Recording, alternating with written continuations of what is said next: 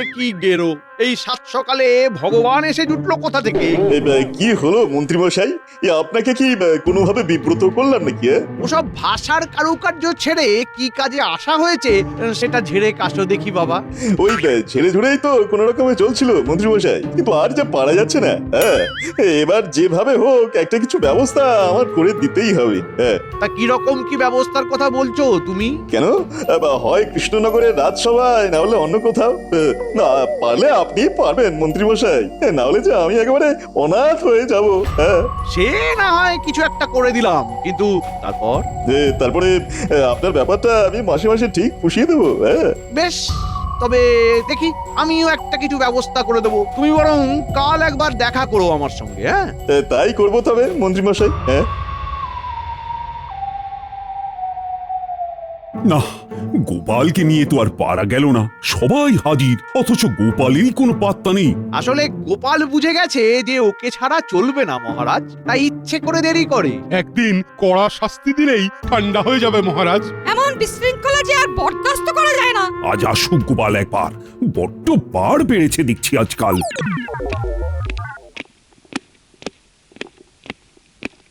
প্রণাম মহারাজ। শুভ সম্ভাষণ পরে হবে, আগে বলো দেখি তোমার প্রতিদিন দেরি করে আসার কারণটা কি? কারণ আর কি বলি মহারাজ, এখন চাষবাসের সময়, যা একটু জমি জায়গায় আছে সেটা দেখতে হয়, তাই দেরি হয়ে গেল। বলো কি গোপাল, তোমাকে নাকি এখন চাষবাস করে খেতে হয়? কি আর করি, যা বেতন পাই তাতে তো আর ভালো করে চলে না। এই যে বলো ভিটেটুকু ছাড়া আর কিছুই নেই তোমার, তাই চাষের জমি কার কাছ থেকে বাগালে শুনি? সবই কপাল মন্ত্রীমশাই। গিন্নি ভাগ্যে পাওয়া শ্বশুর বাড়ির জমি বিক্রি করে কয়েক বিঘে যা করেছি কৃষ্ণনগরে, তাতেই চাষবাস করছি। বেশ বেশ, এ না হয় ভালো করেছো, কিন্তু এখন আর এই সব প্রসঙ্গ তুলে কি লাভ? আমিও তো সেই কথাই বলছি মহারাজ। গোপালের যদি লাভ না হয়, মানে এই বেতনে না পোষায়, তাহলে রাজসভায় আসা ছেড়ে দিক। হ্যাঁ হ্যাঁ, মন দিয়ে তবে না হয় ওই চাষবাসই করুক। আর তাছাড়া গোপালের তো বয়সও হচ্ছে, তাই আজ না হোক কাল ওর বদলে কারোর না কারোর কথা তো ভাবতেই হবে মহারাজ। না না মন্ত্রী, যেমনই হোক আর তেমনই হোক, গোপালকে ছাড়া যাবে না। মহারাজ যতই ধরে থাকুন, আমি কিন্তু বেশ বুঝতে পারছি মন্ত্রীমশাইয়ের ভেতরে ভেতরে নিশ্চয়ই কোনো উদ্দেশ্য আছে। তবে সেটা যে ঠিক কি সেটাই দেখতে হবে। তলায় তলায় মন্ত্রীমশাই অন্য কারোর সাথে যোগাযোগ করছে না তো আবার? না না না না, দেখা দেখির আর কিছুই নেই। তোমাকে দিয়ে যে আর চলবে না সেটা আমি ভালো মতোই বুঝতে পেরেছি। আমি কি করলাম জাহাপানা? তুমি কিছু করলে তো বেঁচে যেতাম, কিছুই তো করতে পারো না। আমি তো আপনার মুশকিল আসান জাহাপানা। সে ছিল কোনো এক কালে, এখন তুমি নিজেই সাক্ষাৎ মুশকিল। কোনো একটা বুদ্ধি দিয়ে যে আমায় সাহায্য করবে তার বেলায় নেই। কিন্তু আমি ছাড়া আপনার গতিও নেই। কিছু বললে তুমি উজির? না না না, আমি তো নিজের মনেই বিড়বিড় করছিলাম। আর কিছু বলতেও হবে না, যাকে দিয়ে কাজ হবে আমি তার সঙ্গে যোগাযোগ করছি।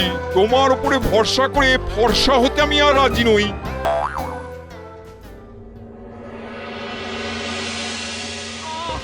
খেটে খেটে কি অবস্থা হয়েছে তোমার?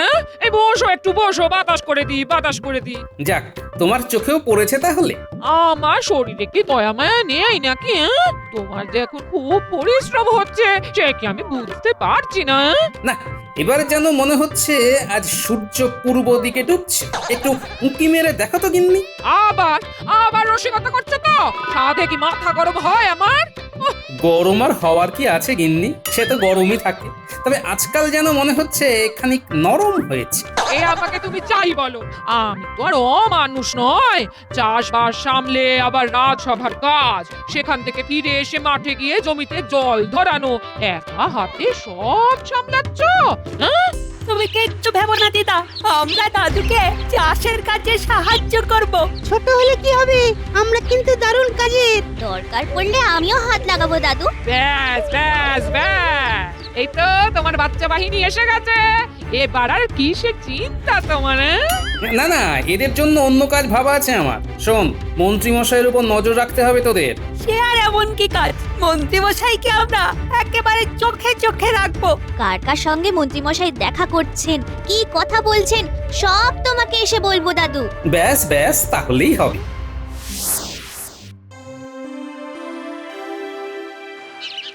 মোক্ষম সময়ে নবাবের চিঠিখানা এসেছে। এবার মনে হচ্ছে ভগবানের একটা হিল্লে হয়ে যাবে। আমি এসে গেছি মন্ত্রীমশাই, এসে গেছি। কি সুসংবাদ শোনাবেন আমায়? সু নাকি কু সেটা তো তুমি বুঝবে, তবে কৃষ্ণনগরের রাজসভায় তোমার স্থান করে দিতে সময় লাগবে। বুঝতে পেরেছি, ওখানে নিশ্চয়ই গোপাল জ্যাঁকিয়ে বসেছে, তাই তো? গোপালের বিরুদ্ধে মহারাজের কান ভাঙানি চালিয়েও কাজের কাজ কিছু হয়নি। তবে তবে কি মন্ত্রীমশাই? তবে একটা দরজা বন্ধ হয়ে গেলেও আর একটা খুলে যেতে পারে। যেতে পারে কি বলছেন? যেতেই হবে। হ্যাঁ, তবে তোমাকে যে মুর্শিদাবাদে যেতে হবে। নবাব আজই চিঠি পাঠিয়েছেন, নবাব গোপালের মতো একজন কাউকে খুঁজছেন। তাই সেখানে গিয়ে নবাবকে খুশি করতে পারলে মোটা বেতনের চাকরি জুটে যাবে। তবে আর কি, ভগবান এই সুযোগটাই কাজে লাগাবে।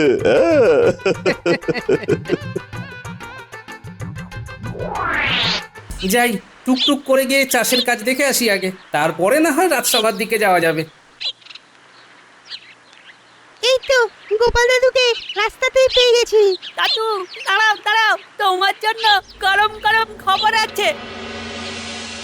মনে হচ্ছে মন্ত্রীমশাইয়ের ব্যাপারে কিছু বলবি। ঠিক ধরেছো, আমরা নিজের চোখে দেখেছি ভগবান দাদা মন্ত্রী মশাইয়ের সঙ্গে দেখা করছে। তাই নাকি?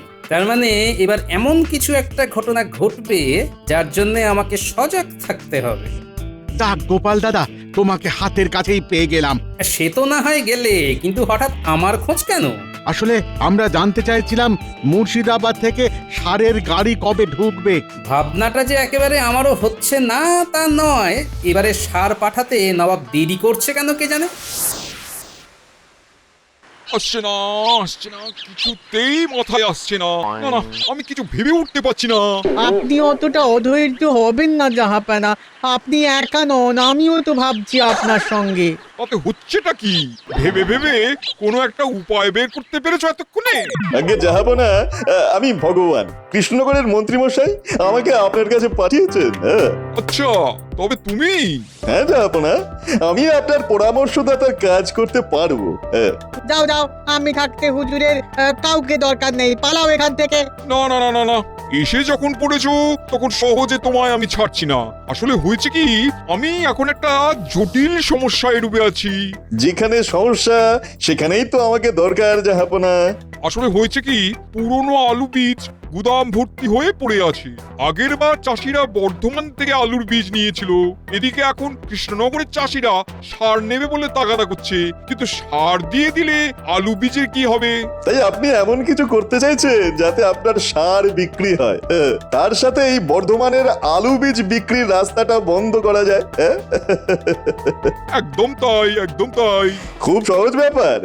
হুজুর, আপনি বরং এখন সপ্তাহ দুয়েক এক বস্তা সারের সঙ্গে 2 বস্তা আলুর বীজ বিনামূল্যে দিয়ে দিন। আহা, কি একেবারে বুদ্ধি! নবাবকে তুমি পথে বসাবে। সে না হয় দিলাম, তারপর কি হবে? দেখবেন আপনি যেমন চাইছেন তেমনই হবে। তবে তার আগে এই বিনামূল্যে আলু বীজ দেওয়ার প্রচারটা যাতে কৃষ্ণনগরে ভালো করে হয় তার একটা ব্যবস্থা মন্ত্রীমশাইকে ধরে করে ফেলতে হবে।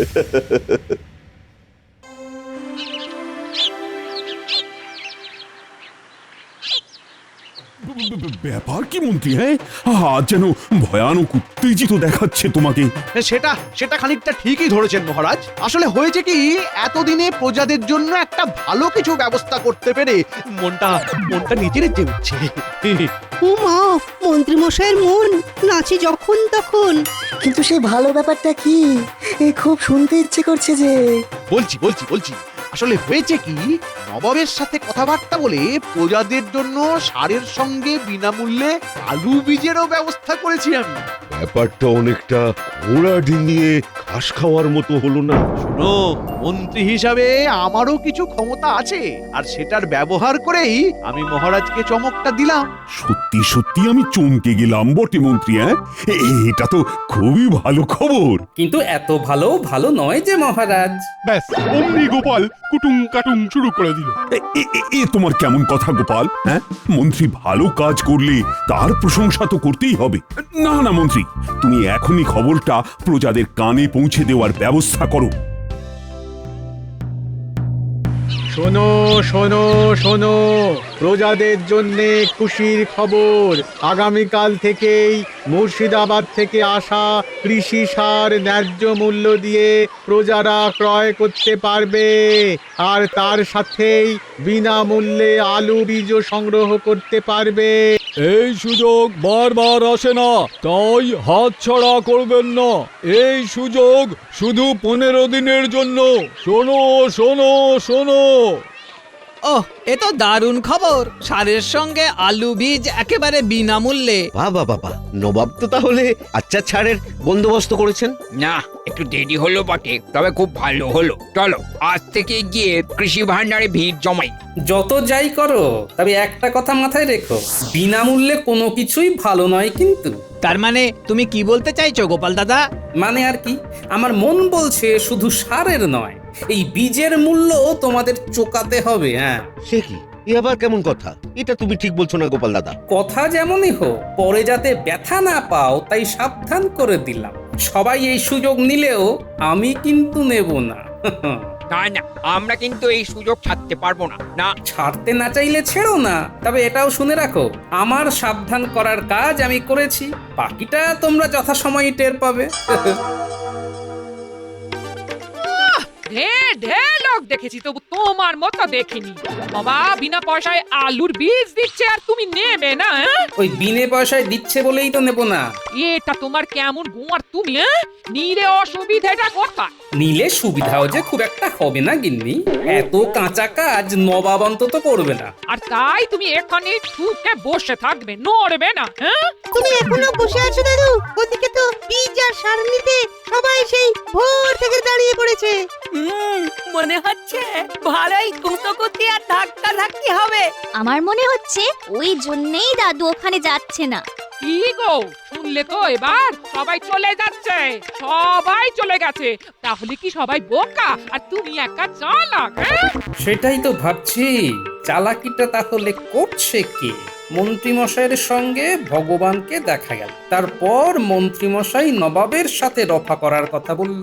না না না, এর মাঝে নিশ্চয়ই ভগবান কোনো একটা কলকাঠি নাড়ছে। কি হলো দাদু, কোনো গোলমাল হচ্ছে? গোলমাল তো আছেই রে, অবশ্যই আছে। তোরা কিন্তু মন্ত্রীমশাইয়ের উপর নজরদারি চালিয়ে যা, বুঝলি? ওদিকে খবর কি উজির? তোমার হিসেব কি বলছে? মজুত করা আলু বীজ বেশ অনেকটাই হালকা হয়ে গেছে জাহাপানা, তবে বীজ বাবদ একখানা করিও আমদানি হয়নি। এবার হবে যাবো না। সে তো তুমি সেই কবে থেকেই বলে যাচ্ছ, কিন্তু হচ্ছে আর কই? এক বস্তা করে সারে কি আর চাষ হবে যাবো না? তার মানে সার আরো কিনতে হবে, আর এবার শুধু সার কিনতে হবে, আলুর বীজ আর পাবে না। তাতে আর ওদেরই বা কি হবে, আর নবাবেরই বা কি হবে? হবে হবে, এবারে যে সারের দাম দ্বিগুণ করে দিতে হবে। বলতে হবে সারের দাম হঠাৎ বেড়ে গেছে, আমদানি নেই, আসলে বীজের দামটা এবারে সারের উপরে চাপিয়ে দিতে হবে। আর এখন সার চাষিদের কিনতেই হবে, আর নতুন করে কোথাও থেকে বীজও কিনতে পারবে না, কারণ বীজ নেওয়া হয়ে গেছে। অল্প যা লাগবে সেটা আমার কাছ থেকেই নিতে হবে, না হলে দু রকম বীজ হয়ে যাবে। তোফা তোফা বুদ্ধি তোমার ভগবান, তোফা। তাহলে বীজের দামও উঠে আছে কিনা বলুন যাবো না? না না না না না, আমার কিছুই বলার নেই। আমার এখন একটাই কাম, আর সেটা হলো তোমাকে ইনাম দেওয়া। সবাই সমান, সবাই সমান, সব কটা সমান। কাজের বেলায় কাজী, আর কাজ ফুরালেই পাজি।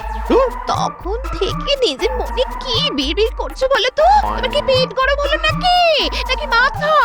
বুঝবে না, বুঝবে না গিন্নি, তুমি বুঝবে না। আমার যে কি হচ্ছে তুমি বুঝতে পারবে না। না বোঝালে বুঝবো কেমন করে? তুমি কি আমাকে বলেছো কিছু? বললেই যেন তুমি সব বুঝবে। হ্যাঁ, ওই ভগবানটা নবাবের কাছে সেদিয়ে গিয়ে আমার পাওনা গন্ডা ভুলে গেল। এবার মাসে মাসে আমি যে নগদ পাবো ভেবেছিলাম, তার কি হবে? তার কি হবে? আমার কিন্তু কথার দাম আছে মন্ত্রীমশাই। এই যে যেমন পেয়েছি তার থেকেই দিচ্ছি, পরে আবার দেবো।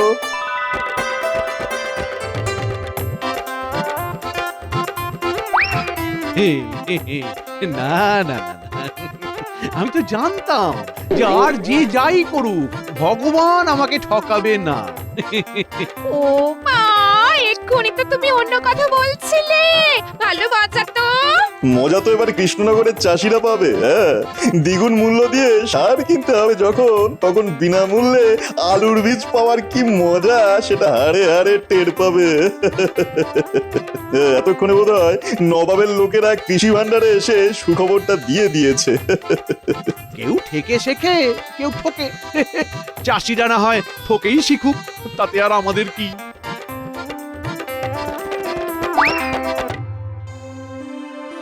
চললাম গিন্নি, চাষের জমিখানা কেমন তৈরি হয়েছে দেখতে চললাম। দেখে আর কি হবে? বীজ তো নেই যে চাষ করবে, আর সারও নেই জমিতে ছড়াবে। হ্যাঁ? চিন্তা করো না গিন্নি, যোগাযোগ থাকলে সবই জোগাড় হয়ে যাবে। কিন্তু এখন আমাদের কি হবে গোপাল দাদা? আরে আরে, সবাই যে একেবারে দল বেঁধে চলে এসেছো, ব্যাপারটা কি? হ্যাঁ, তুমি যা বলেছিলে তা একেবারে অক্ষরে অক্ষরে মিলে গেছে। সারের দাম দ্বিগুণ হয়ে গেছে। এটা তো পয়সা দিয়ে আলু বীজ কেনার সমানই হলো। তুমি একটা কিছু করো গোপাল দাদা। এবার কেন? বেশ তো ঘি খেয়েছো, এবার ঢেকুর তোলো। হ্যাঁ। তোরাও এসে গেছিস? আয় আয় আয়, তা ওদিকের খবর কি? আচ্ছা, তাহলে ব্যাপারটা তলায় তলায় এইভাবে চলছে। হ্যাঁ, কিন্তু আমাদের কি করে চলবে গোপাল দাদা? আমাদের কথা কি তুমি একটুও ভাববে না? ভাববো না বললেও তো আর হাত গুটিয়ে বসে থাকতে পারবো না। শোনো, তোমাদেরও হাত চালাতে হবে।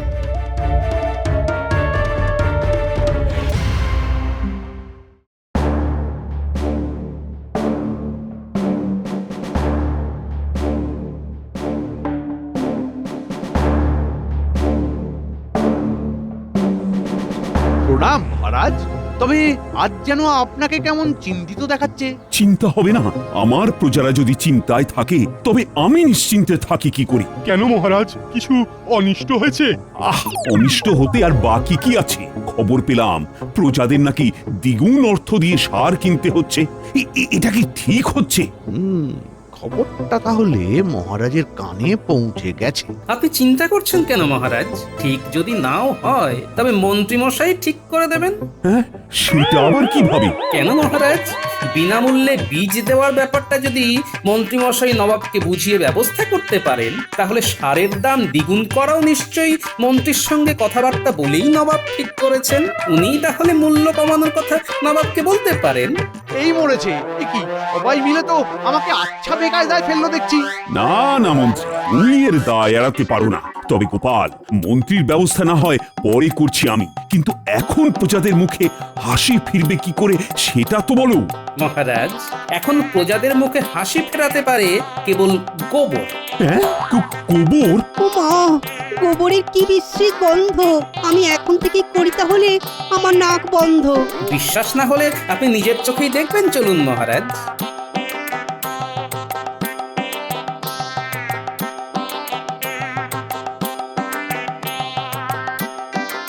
গর্তটা বেশ অনেকটাই কাটা হয়েছে, নে এবার গোবর এনে ফেলে যা। ওহো, গোপাল দাদা আচ্ছা একখানা বুদ্ধি দিয়েছে বটে। তবে মিলেমিশে কাজ করলে আমাদের মুখে হাসি ফুটবেই ফুটবে। আসুন মহারাজ, একটু দেখে শুনে গোবর বাঁচিয়ে আসুন। সে না হয় পরে আসছি, কিন্তু এসব হচ্ছেটা কি? প্রজারা নিজেদের সারের ব্যবস্থা নিজেরাই করে নিচ্ছে, গোবর জমিয়ে গোবর সার। চমৎকার চমৎকার! এই প্রজারা তো দেখছি তাহলে স্বাবলম্বী হয়ে গেছে। কিন্তু বলছিলাম কি মহারাজ, এইভাবে গোবরে মাখামাখি করে কাজটা কি ভালো হচ্ছে? এর থেকে তো হ্যাঁ হ্যাঁ, আপনি বরং মন্ত্রীমশাই ওই নবাবকে জানিয়ে দিন যে আমাদের আর নবাবের সারের দরকার নেই। অবশ্য আপনি না বললেও সেই খবর এতক্ষণে নির্ঘাত নবাবের কাছে পৌঁছে গেছে। এই গোবর সারে হয়তো ফসল ফলতে একটু বেশি সময় লাগবে, কিন্তু মাটির উর্বরতা বহুগুণ বেড়ে যাবে। বুঝতেই পারছি এই সব গোপালের উর্বর মস্তিষ্কের ফল। কি করব বলুন পণ্ডিত মশাই, আমার মাথাতেও যে গোবর ভরা আছে। না না গোপাল, তোমার বুদ্ধির তুলনাই হয় না।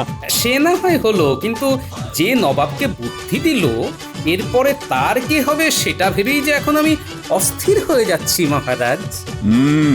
নবাবকে বুদ্ধি দেওয়ার লোকটি কে বলো তো গোপাল? আমার মন্ত্রী সেই গুণধর নয় তো? না না, ঠিক মন্ত্রী মশাই নন, তবে ওনারই অনুপ্রেরণায় ভগবান নবাবের কাছে গিয়ে এইসব কলকাঠি নেড়েছে। আর কাঠি করলে যে লাঠির বাড়ি খেতে হয় সে কে না জানে মহারাজ। ওই ওই ভালো করে সর্ষের তেল মাখিয়ে একটা লাঠি আনো দেখি। আজ এই ভগবানকে আচ্ছা করে ঘা কতক লাগিয়ে ওর সব তেল আমি বার করছি। কাউকে দরকার নেই, আমি নিজে গিয়ে নিয়ে আসছি জাহাপানা। আমাকে ছেড়ে দিন যাবো না, আমি বুঝতে পারিনি যাবো না, আমাকে ছেড়ে দিন না, যাবো না, ছেড়ে দিন। আমার চরম লোকসান করিয়ে দিয়ে এখন বলছো বুঝতে পারিনি? তোমার কথা মতো বিনা পয়সায় আলু বীজ দিয়ে ভেবেছিলাম সার বিক্রি করে সেই পয়সা উঠে আসবে, কিন্তু এখন তো খবর পাচ্ছি চাষিরা আর সার নেবে না। তাহলে এবার কি হবে? তাহলে তোরা বীজটা বিনা পয়সাতেই পেয়ে গেল জাহাপানা। তোমাকে আর ফোড়ন কাটতে হবে না, যাও নিয়ে এসো লাঠিকানা। আগে একে পেটাবো, তারপর গড়াতে ভরবো। ওরে বাবা গো, ওরে বাবা, মরে যাবো গো। এই ধরো ওকে, এই যেন পালাতে না পারে, ধরো।